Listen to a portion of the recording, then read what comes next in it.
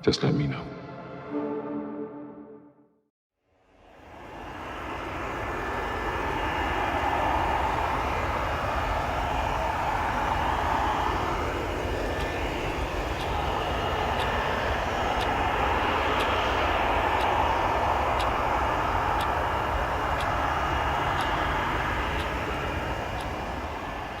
Delivery Malaysia 370, good morning. Malaysia 370, standby. At Kuala Lumpur International Airport, a Boeing 777 is preparing for departure. Malaysian 370, request level. 370, we are ready, requesting flight level 350 to Beijing. Malaysian Airlines Flight 370 is a daily passenger flight between Kuala Lumpur, Malaysia and Beijing, China. 370, 32 right of takeoff. Nice. That's alright, Malaysia, Malaysia 370, thank you. 42 minutes past midnight, Flight 370 is given clearance to depart. On board are Captain Zahari Ahmad Shah, First Officer Farik Abdul Hamid, 10 cabin crew members, and 227 passengers. Number control, Malaysian 370. Malaysian 370, Lumpur radar, good morning. Climb flight level 250. Morning, level 250, Malaysian 370. Malaysian 370, climb flight level 350. Level 350, Malaysian 370. Less than an hour into the flight, the plane is cruising over the South China Sea at an altitude of 35,000 feet. The night sky is clear and the weather is calm. Flight 370 is then instructed to signal air traffic control in Ho Chi Minh, Vietnam, as it is about to enter Vietnamese airspace. The flight controller in Kuala Lumpur says goodnight, with no sign that anything should be amiss. Malaysian 370, maintaining level 350. Malaysian 370. Malaysian 370, maintaining level 350. Malaysian 370. Malaysian 370, contact Ho Chi Minh 120.9. Good night. Good night, Malaysian 370. 1 minute and 43 seconds later, the aircraft suddenly vanish from radar screens at Kuala Lumpur, Ho Chi Minh, and Bangkok. This form of positional tracking depends on a signal being emitted by one of two transponders aboard a plane, and so its disappearance would suggest both transponders ceased to function, or the system was manually deactivated by someone on board. All subsequent attempts to contact and ascertain the whereabouts of Flight 370 are unsuccessful. The aircraft has seemingly vanished without a trace. After missing its scheduled time of arrival in Beijing some 4 hours later, Flight 370 is officially declared missing. And in the wake of that announcement, the most expensive search effort in aviation history is about to commence.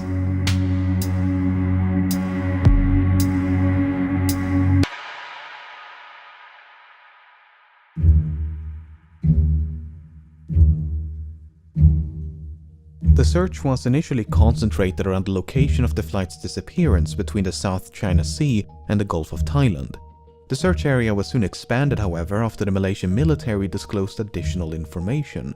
Unlike the radar system employed by air traffic control, long-range military radar does not rely on transponders but use reflectance to track the position of aerial targets. A review of the data collected by the Malaysian military revealed that moments after contact with Flight 370 was lost, the aircraft had deviated from its scheduled flight path with a subtle turn to the right, followed by a prolonged turn to the left.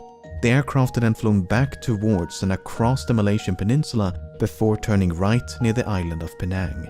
It maintained this northwesterly heading until it escaped the radar's coverage. Over the next few days, the Strait of Malacca, the Andaman Sea, and the Bay of Bengal was scoured by a multinational fleet of aircraft and vessels, but there was no trace of Flight 370. Meanwhile, investigators began to analyze the aircraft's satellite communication records. Like all modern airliners, Flight 370 was equipped with a satellite communications terminal, or SATCOM, to send and receive transmissions to and from the ground. Prior to departure, the SATCOM terminal had logged onto the satellite network and established a connection with a ground station in Perth, Australia. That station then maintained a detailed record of all the incoming and outgoing traffic between it and Flight 370. This is what it contained. Prior to the flight's disappearance over the South China Sea, everything appeared to be working as intended. Then, at some point during this portion of the flight, the SATCOM link was severed. For whatever reason, the terminal ceased to respond. But 3 minutes after the flight vanished over the Andaman Sea, the terminal requested to log back onto the network. The SATCOM link was successfully re-established and was not disrupted again until nearly 6 hours later, when the flight is presumed to have crashed due to fuel exhaustion. During these final hours, 2 attempts were made to contact the plane via satellite telephone. Both calls were acknowledged by the SATCOM terminal and would have been routed to the cockpit. Yet, they went unanswered. The terminal had also responded to 5 automatic status requests. In short, if the ground station had not heard from the aircraft in over an hour, it would transmit a signal to confirm the terminal was still online. While these transmissions did not contain any information about the flight's position, investigators were able to measure the distance between the satellite and the aircraft at the time of each transmission, based on how long it took those transmissions to be sent and received. This generated 7 rings of possible locations, from which 7 of these transmissions are thought to have originated. By taking fuel consumption, speed, and other factors into account, flight path analysis indicated the most probable origin of the final transmission to be somewhere along this arc in the southern Indian Ocean. The search effort shifted accordingly, and as the region fell within the jurisdiction of Australia, the Australian government took charge of the operation. Over the next few weeks, the search area was progressively refined to account for oceanic drift as well as improved estimations of the flight path. But this part of the southern Indian Ocean is so remote it took 6 days just to get there. A new fleet of aircraft and vessels gradually covered more than 4.5 million square kilometers of ocean, but Flight 370 was nowhere to be found.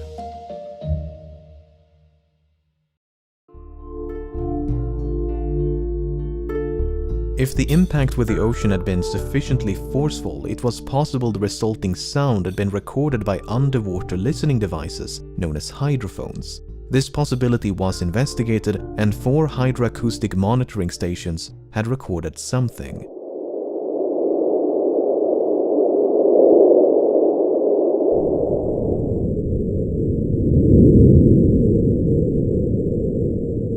While the timing and direction of the sound were reasonably consistent with the final satellite transmission, the estimated origin was not. The sound was in all likelihood caused by nothing more than geological activity. Flight 370 was also equipped with 2 underwater locator beacons which had a battery life of some 40 days, and as the deadline approached in early April, signals with a pulse and frequency somewhat similar to the signal emitted by the beacons were detected at depths of up to 3,000 meters. An autonomous submersible then spent weeks scanning the seafloor where the signals had been detected, but no wreckage was ever found. And nothing would be found until more than 16 months later, when a discovery was made on the opposite side of the Indian Ocean. On the 29th of July 2015, a group of people were cleaning up a beach in Reunion, a small island to the east of Madagascar, when they stumbled upon this 2-meter-long metallic object covered in barnacles. Aviation experts quickly identified the object as a section of an aircraft wing known as a flaperon. Upon closer inspection, internal markings including dates and serial numbers conclusively ascertained the flaperon belonged to Flight 370. Even though Reunion Island is some 4,000 kilometers west of the search area, and more than a year had gone by since the flight disappeared, the location was consistent with simulations of debris dispersal patterns. There was now tangible evidence that Flight 370 had crashed somewhere in the Indian Ocean.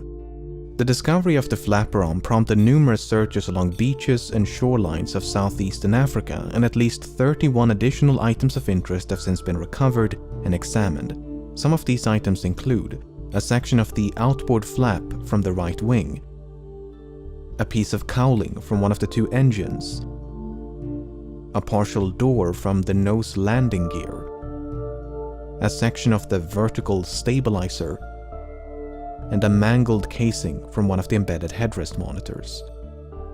18 of these items were identified as either likely, highly likely, or almost certain to have originated from Flight 370, whereas only 3 could be confirmed. The remaining 11 could not be identified. There were no traces of an explosion found on any of the debris tested, nor was there any evidence of a fire except for 3 small burn marks on one of the unidentifiable items. The search for debris was further aided by Earth observation satellites. Analyses of satellite imagery from March of 2014 uncovered a number of images which appeared to feature man-made objects floating on or just below the surface in the southern Indian Ocean. However, the images were not nearly sharp enough to resolve any identifiable markings, and multiple searches notwithstanding, this debris was never recovered. A satellite image taken mere hours after the final transmission also captured what appeared to be a contrail some distance away from the search area. A later analysis, however, concluded it was most likely a shadow from a somewhat linear cloud formation.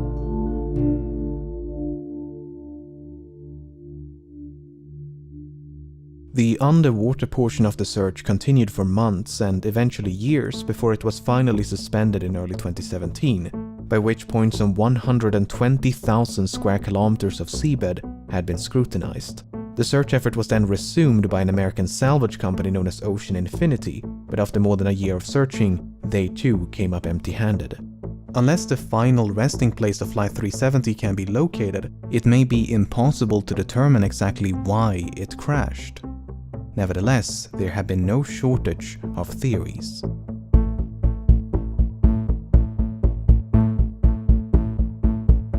On the day of the disappearance, 2 of the passengers raised suspicion as they had boarded the flight with stolen passports, which immediately prompted concerns of a hijacking.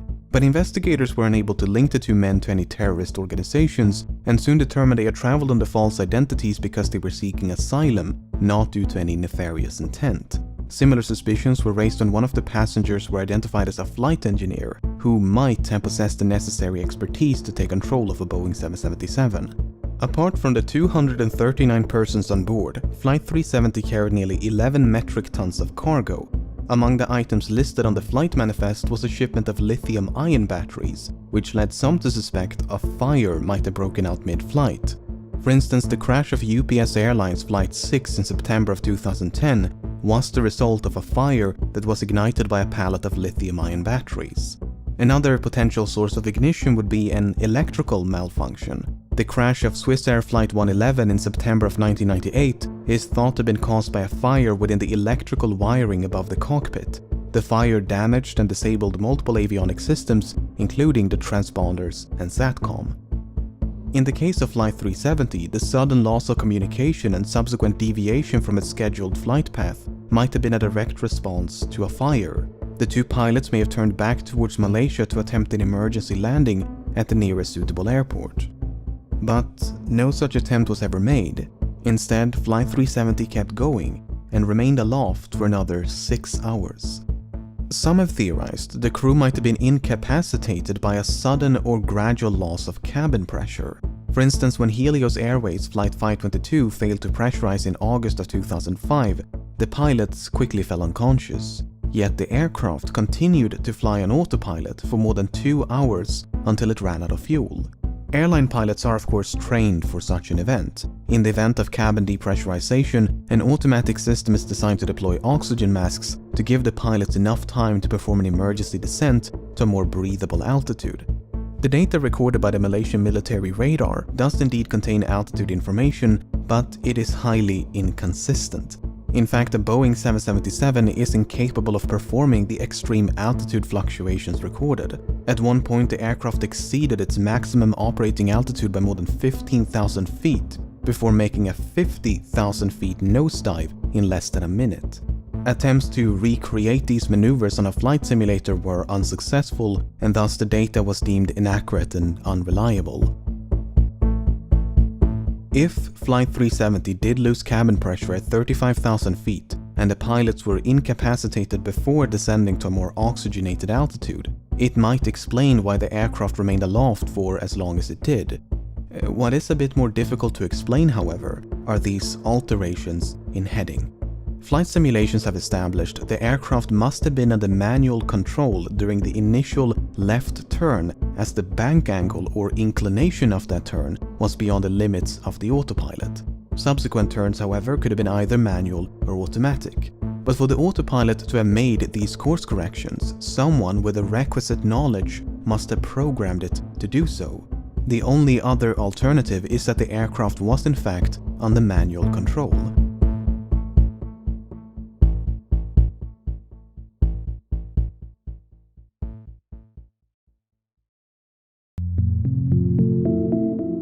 In late June of 2014, several news outlets reported that a special investigation had identified the captain of Flight 370 as a prime suspect. A search of the captain's home had uncovered a flight simulator which supposedly contained a suspicious route which ended in the southern Indian Ocean.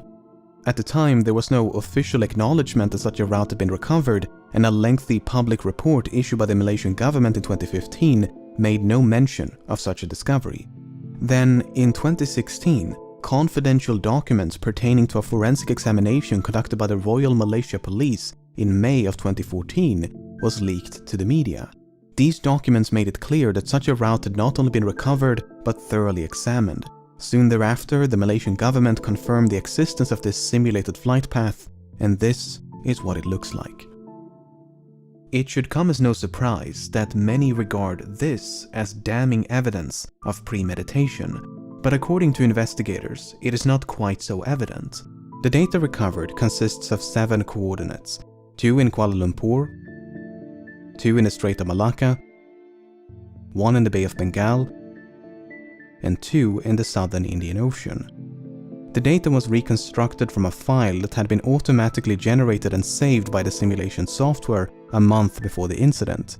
However, it's not clear whether the coordinates originate from the same flight session. In other words, it might not be correct to simply trace a continuous line between these 7 coordinates, as they could be from separate sessions. The forensic examination by the Royal Malaysia Police simply concluded no activity captured conclusively indicate any kind of premeditated act pertaining to the incident of MH370. Even so, the similarities between the simulated route and the presumed route of Flight 370 directly influenced the search operation. Australian investigators considered the possibility of someone deliberately extending the range of the flight by gliding the aircraft off the fuel exhaustion. If so, the plane could have traveled an additional 200 kilometers. Alternatively, the range could have been reduced by a controlled ditching prior to fuel exhaustion. While ultimately deemed unlikely, these 2 scenarios did affect the search effort.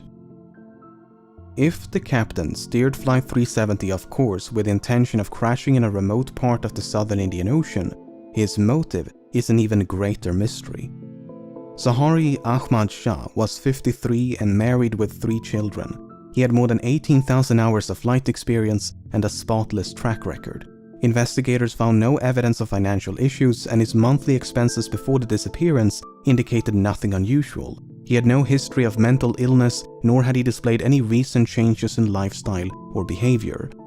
He was raised on the island of Penang, which has led some to speculate the flight's second turn to the southwest of Penang was the captain getting a final view of his hometown. Some believe a hijacking could have been politically motivated, as Sahari was an avid supporter of a democratic opposition leader who was sentenced to 5 years in prison mere hours before Flight 370 took off. Others point to unconfirmed reports of marital issues, but this is contradicted by the official investigation and disputed by family members. The only real inconsistency noted by the final report is that the captain failed to repeat the assigned radio frequency during the last verbal communication. Malaysian 370, contact Ho Chi Minh 120.9. Good night. Good night, Malaysian 370. It would have been standard procedure to repeat the assigned frequency, as the captain had correctly done a few minutes prior. 370, contact Lampur radar 1326, good night. Alright, 1326 Malaysian 370.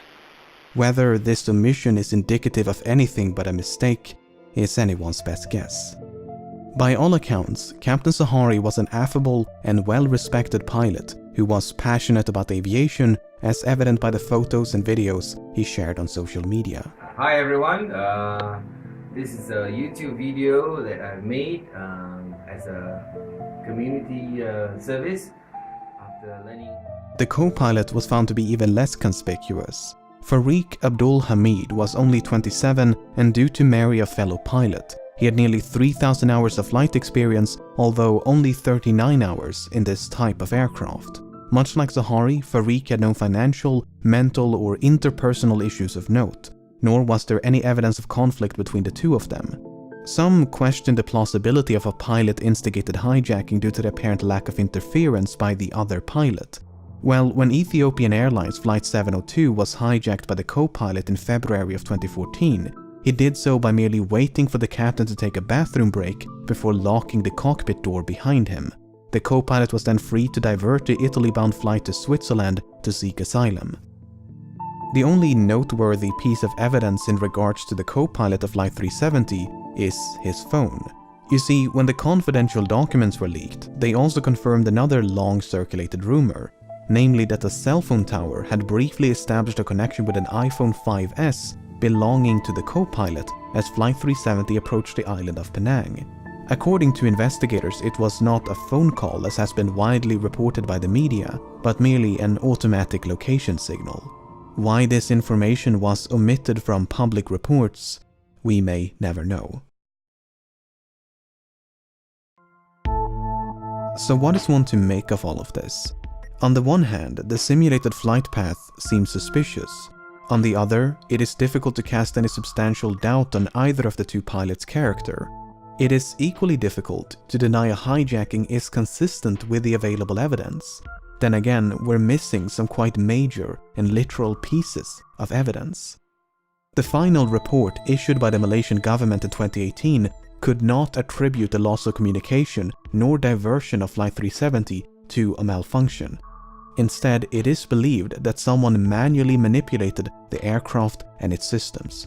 For instance, investigators believe SATCOM was manually disabled by a sudden and prolonged interruption of power.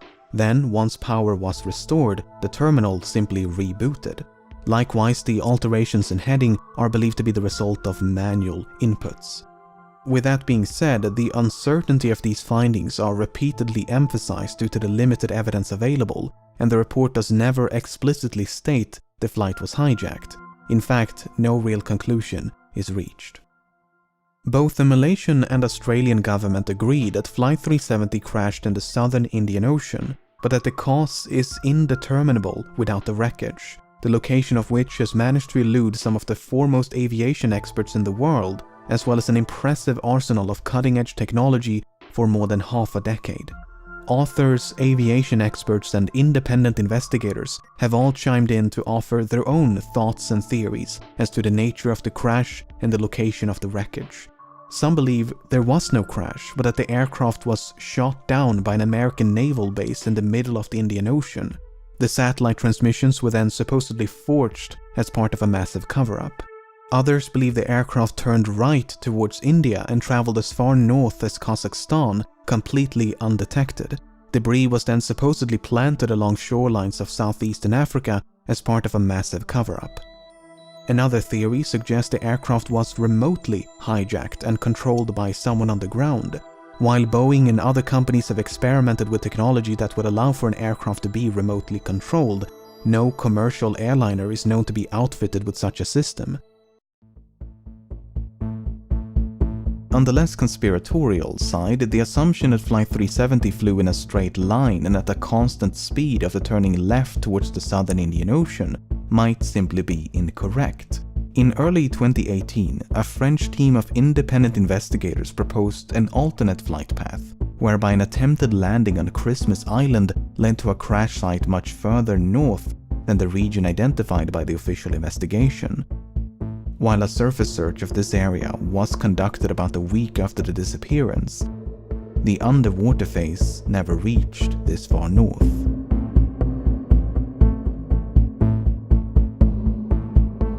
As of the making of this video, the search operation has been suspended, but there have been talks of potentially resuming the search. For now, it seems, the vanishing of Flight 370 will remain a mystery.